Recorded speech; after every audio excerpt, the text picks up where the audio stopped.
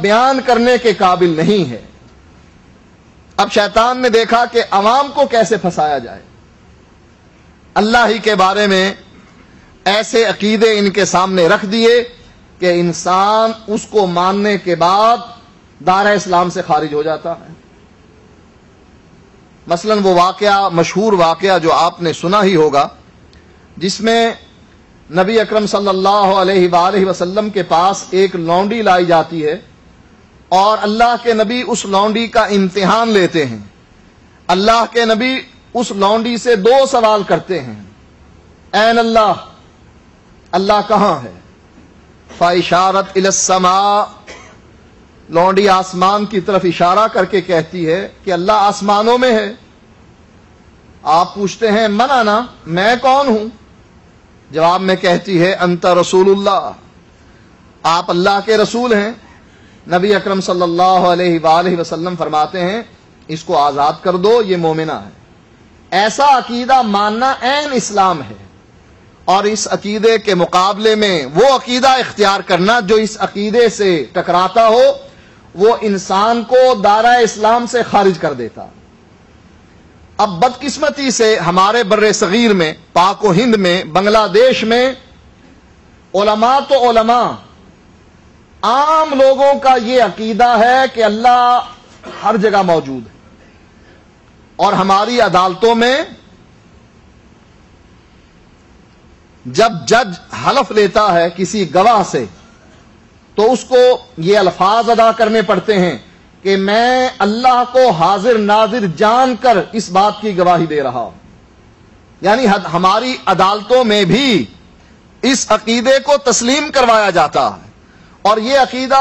عام عوام کا ہے، عام علماء کا ہے، جو زیادہ پڑھے لکھے نہیں ہیں، صوفیت میں ڈوبے نہیں ہیں، ان کا بھی یہی عقیدہ ہے کہ اللہ تعالیٰ ہر جگہ پر موجود ہے۔ اور اس عقیدے کے بارے میں امام ابو حنیفہ رحمۃ اللہ علیہ بر صغیر میں چونکہ ان کی تقلید کرنے والے ہی لوگ موجود ہیں، ان کو امام اعظم کہا جاتا ہے کہ 4 اماموں میں سب سے بڑے امام ابو حنیفہ رحمۃ اللہ علیہ ہیں، ان کے فضائل بیان کیے جاتے ہیں۔ ان سے پوچھئے کہ وہ اس عقیدے کے بارے میں کیا نظریہ رکھتے ہیں کہ جو آدمی یہ عقیدہ رکھے کہ اللہ عرش پر نہیں۔ کتاب کا نام ہے شرح عقیدہ طحاویہ، اس کو لکھنے والا بھی حنفی اور اس کی شرح کرنے والا بھی حنفی۔ مطیع بلخی امام ابو حنیفہ رحمۃ اللہ علیہ کے شاگرد ہیں۔ مطیع بلخی امام ابو حنیفہ رحمۃ اللہ علیہ سے پوچھتے ہیں کہ ایک آدمی یہ عقیدہ رکھتا ہے کہ اللہ تعالی عرش پر نہیں۔ امام صاحب جواب میں فرماتے ہیں فقط کفر، اس آدمی نے کفر کیا جو یہ کہتا ہے کہ اللہ تعالی عرش پر نہیں۔ مطیع بلخی کہتے ہیں کہ اگر وہ آدمی یہ مان لے کہ اللہ تعالی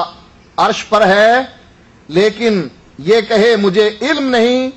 کہ اللہ کا عرش کہاں ہے،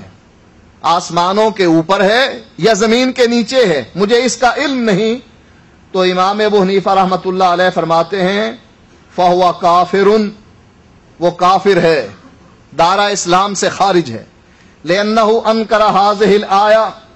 کیونکہ اس نے قرآن کی اس آیت کا انکار کیا ہے کہ الرحمن علی العرش استوی، کہ رحمان عرش پر مستوی۔ اب یہ ایسا عقیدہ ہے کہ اللہ کے نبی نے اس عقیدے کے اقرار کرنے والوں کو کہ اللہ عرش پر ہے، اس لونڈی کو یہ کہا کہ یہ مومنہ ہے، اور جس نے اس عقیدے کو نہ مانا، امام ابو حنیفہ فرماتے ہیں وہ کافر ہے، اس لیے کہ وہ قرآن کی اس آیت کا انکاری ہے۔ اب کیا کیا جائے اپنی بدقسمتی کا کہ ہمارے بر صغیر میں علماء دیوبند، ان کے ماننے والوں کی اکثریت ہے، وہاں وہ اپنے عقیدے پر ایک کتاب لکھتے ہیں جس کا نام المہند علی المفند عقائد علماء دیوبند لکھا جاتا ہے، اور اس کو تحریر میں لاتے ہیں خلیل احمد سہارنپوری دیوبندی، اور اس پر دستخط کرتے ہیں اس وقت کے جتنے بھی علماء موجود ہیں، اور آج تک یہ کتاب چھپتی چلی آ رہی ہے، اور جو لوگ اب موجود ہیں علماء میں سے وہ بھی اس پر دستخط کر رہے ہیں کہ یہی عقائد ہمارے ہیں۔ ان میں سے ایک عقیدہ یہ بھی ہے کہ سائل سوال کرتا ہے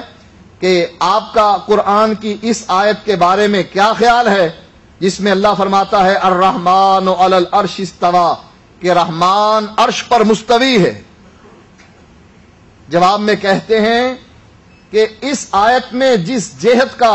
ذکر کیا گیا ہے کہ رحمان عرش پر مستوی ہے، ہم اس جہت کو نہیں مانتے۔ شیطان نے علماء کو پہلے عقیدہ وحدت الوجود میں پھنسایا، پھر ان کو اس عقیدے کی طرف لایا کہ اس بات کا لوگوں کے سامنے اقرار کرو کہ اللہ عرش پر نہیں ہے، اور یہی عقیدہ عوام میں پھیلا دیا۔ اب شیطان کہتا ہے مجھ سے بچ کر جاؤ گے تو کہاں پر جاؤ گے؟ اب قرآن کی بہت سی آیات ہیں جو آپ کے سامنے میں نے آیت پڑھی، اس میں بھی اللہ تعالیٰ یہ فرماتا ہے اَأَمِنْتُم مَّن فِي السَّمَاءِ، کیا تم اس ذات سے بے خوف ہو گئے ہو، من فی السماء، جو آسمانوں میں ہے، ان یخسف بکم الارض، وہ ذات جو آسمان میں ہے کیا اس سے تم بے خوف ہو گئے ہو، ان یخسف بکم الارض، کہ وہ زمین میں تم کو دھسا دے، فائزہ ہی تمور، اور یکا یکی زمین جھکولے کھانے لگے۔ پھر فرمایا ام امنتم من فی السماء، کیا تم اس ذات سے بے خوف ہو جو آسمانوں میں ہے، ان یرسل علیکم حاسبا، کہ وہ تم پر آندھی بھیجے، فستعلمون کیف نذیر، اور پھر تم کو معلوم ہو جائے کہ میں جو تم کو ڈرا رہا ہوں میرا یہ ڈرانا کیسا۔ قرآن مجید کی ان دو آیتوں میں اللہ تعالی نے اپنا آسمان پر ہونا اس کا ذکر کیا ہے، اور نبی اکرم صلی اللہ علیہ وآلہ وسلم کی حدیث سے بھی یہ بات ثابت ہو گئی ہے کہ لونڈی نے بھی آسمان کی طرف اشارہ کر کے کہا کہ اللہ تعالیٰ آسمانوں میں ہے، اور اللہ کے نبی نے اس کو مومنہ قرار دیا۔ اللہ تعالیٰ قرآن مجید میں ارشاد فرماتا ہے، سورۃ طٰہٰ آیت نمبر 5 ہے کہ الرحمن علی العرش استوی، کہ رحمان عرش پر مستوی ہے۔ یہ جو پہلی آیت میں نے پڑھی تھی یہ آیت نمبر 16 اور 17 سورۃ ملک کی، اور الرحمن علی العرش استوی، گھر جا کر قرآن کھول کر آپ یہ آیات پڑھیں اور آپ اس کا ترجمہ پڑھیں تاکہ آپ کو علم ہو سکے کہ اللہ تعالیٰ اپنے بارے میں کیا ارشاد فرما رہا۔ سورۃ طٰہٰ کی آیت نمبر 5 ہے الرحمن علی العرش استوی، کہ رحمان عرش پر مستوی ہے۔ سورۃ نحل آیت نمبر 50 ہے جس میں اللہ فرماتا ہے یخافون ربہم من فوقہم، یہ اپنے رب سے ڈرتے ہیں، من فوقہم، جو ان کے اوپر ہے۔ ہم زمین پر بستے ہیں، آسمان ہمارے اوپر ہے، اور ان آسمانوں پر رب کا عرش ہے، اور اللہ اپنے عرش پر مستوی۔ ایک اور آیت میں سورۃ فاطر آیت نمبر 10 میں اللہ تعالیٰ ارشاد فرماتا ہے الیہ یصعد الکلم الطیب، اللہ ہی کی طرف پاکیزہ کلمات چڑھتے ہیں۔ اگر اللہ ہر جگہ موجود ہے، دائیں بھی ہے، بائیں بھی ہے، آگے بھی ہے، پیچھے بھی ہے، نیچے بھی ہے، نعوذ باللہ اللہ تعالیٰ کی ذات اگر ہر جگہ موجود ہے تو یہ بات کہنے کی اللہ کو ضرورت کیوں پیش آئی کہ اللہ ہی کی طرف پاکیزہ کلمات چڑھتے ہیں؟ فرمایا اللہ تعالیٰ نے سورۃ المعارج آیت نمبر 4 میں تعرج الملائکۃ والروح الیہ، جبریل بھی اور باقی فرشتے بھی اللہ تعالیٰ کی طرف چڑھتے ہیں۔